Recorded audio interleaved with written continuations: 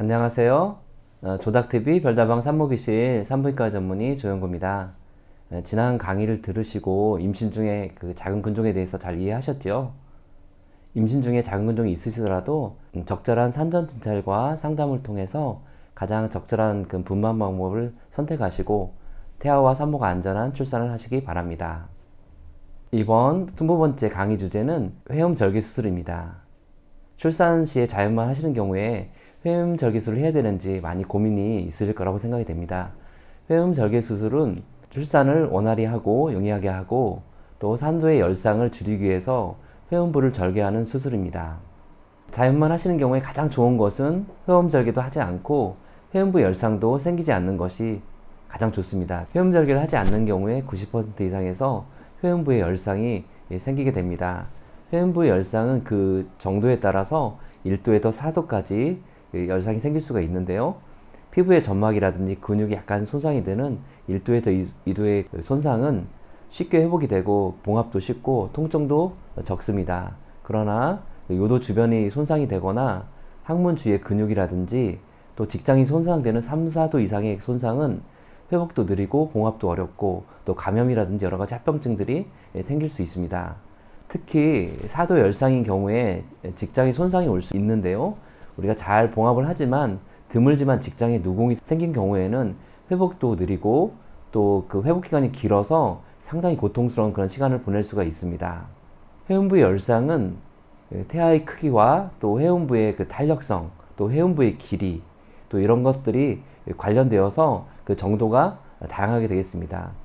4kg 이상의 거의 거대아도 회음부의 열상과 또 절개 없이 잘 분만할 수도 있고요.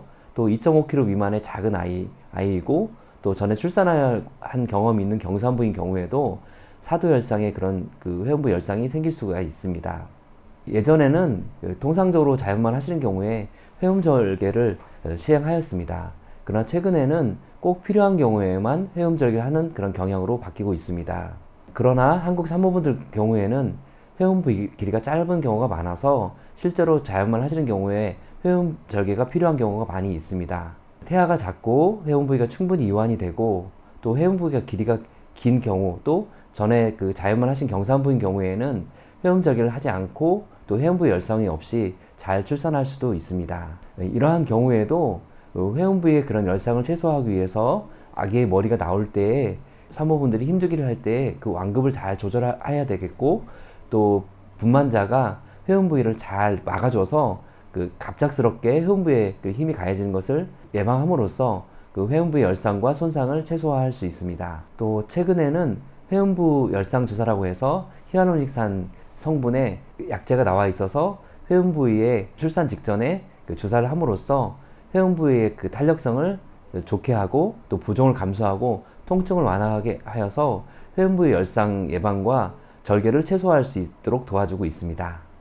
또 자연 출산을 하시는 경우에 미리 그 회음부에 마사지를 함으로 인해서 회음부의 열상을 최소화할 수 있습니다. 그러나 그 회음절개를 꼭 해야 되는 경우가 있는데요. 산도에 오랫동안 태아가 끼어 있는 경우라든지 회음 길이가 너무 짧아서 항문에 가까운 경우 또 난산인 경우 또 이런 경우에는 회음절개를 하여서 회음부 열상이 최소화되도록 해야 되겠습니다. 회음절개를 하지 않아서 오히려 회음부 열상이 심한 경우에는 그 열상 부분이 불규칙하고 또 커서 오히려 봉합하기가 어렵고 또 회복도 느리게 되고요. 또 여러 가지 감염이라든지 이런 합병증의 우려가 생길 수 있게 되겠습니다. 그 회음절개 방법은 정중앙을 하는 그 회음절개 방법과 측방을 그 절개하는 방법이 있는데요. 정중앙으로 하는 그 절개 방법이 통증도 적고 봉합도 용이하고 여러 가지 합병증도 적고 외관상으로도 흉터가 적게 남게 되겠습니다. 그러나 그 정중앙 그 회음절개 같은 경우에는 직장에 그런 손상이 생기는 그 사도열상의 그런 발생은 약간 증가될 수 있게 되겠습니다. 회음절개 부위의 봉합사는 그 녹는 실을 사용하게 되는데요. 보통 한 1주에서 2주 정도 자연적으로 흡수가 되거나 떨어져 나갑니다. 그래서 별도로 실밥을 뽑는 과정이 필요하지 않습니다. 자연만 한 이후에 회음 부위는 통증에 예민한 부위여서 출산 이후에 2, 3일 정도는 상당히 많이 아픕니다. 그러나 1, 2주 정도 봉합사가 저절로 녹고 또 부종도 감소되면서 통증은 점점점 완화되게 되겠습니다. 그러나 약간의 그런 불편감은 수개월간 지속될 수 있습니다. 그러나 시간이 지날수록 대부분 출산하기 전에 그런 상태로 돌아가게 되겠습니다. 회음부의 그 통증은 무통주사라든지 소염 진통제로 그 통증을 조절할 수 있게 되겠습니다. 하루에 3, 4회의 그런 자욕은 통증 완화와 실이 녹는 데 도움이 되겠습니다. 또한 그 출산 이후에 그 다음날부터 샤워는 가능합니다. 그러나 그 욕조에 들어가는 탕목욕은 한두 달 정도 장수축이 된 이후에 가능하게 되겠습니다. 그리고 요즘 그 통증 완화를 위해서 리도카인 성분의 그런 연고나 스프레이를 사용하는 경우에 통증 완화에 도움이 되겠습니다. 또한 출산 이후에는 변비 같은 게 있어서 그 배변 시 어려움이 있을 수 있는데 이러한 경우에 변 연화제를 사용하여서 변을 부드럽게 해주면 회음 부위의 그런 통증을 조금 더 완화할 수 있는 데 도움이 되겠습니다. 그러나 이러한 여러 가지 노력에도 불구하고 통증이 점점 심해지거나 이러한 경우에는 혹시 회음 부위에 그 염증이 있는지 또 혈종이 있는지 잘 관찰하여서 적절한 그런 치료를 하여야 되겠습니다.